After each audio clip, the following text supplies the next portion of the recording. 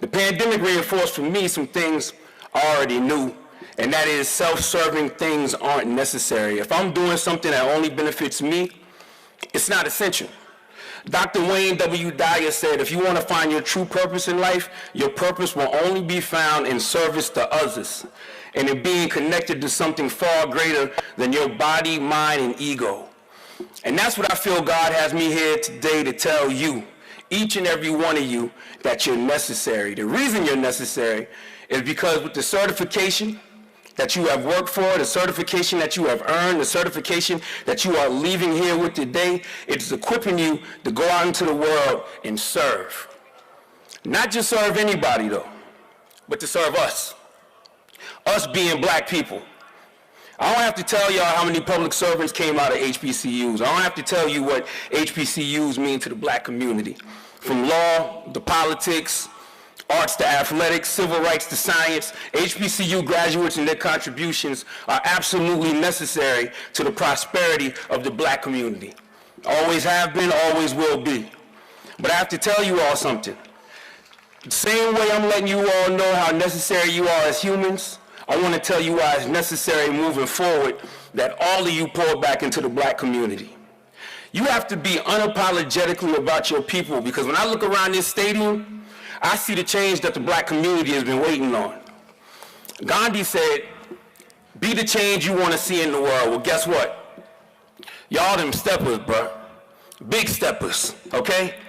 And each and every one of you has to be intentional about stepping out into this world to continue the process of making something of yourselves so you can pour back into the community that has poured into you. I want to tell y'all a story about a man who inspired me. His name is Denmark Vesey. And Denmark was born into slavery in St. Thomas. He was brought to Charleston, South Carolina. And in 1799, he won $1,500 in a lottery. That was the stimulus check at the time. And, you know, what did Denmark do with that stimmy? Well, he damn sure didn't go buy no crab legs, okay? He went and bought his freedom for $600. That would be almost 13 grand in 2021. But even though he was able to buy his freedom, he could not afford to purchase the freedom of his wife and his children. So he was living in Charleston, South Carolina, making a good living as a carpenter, but he was never satisfied with his own condition. He was never satisfied with being free because all his children and his wife were still enslaved.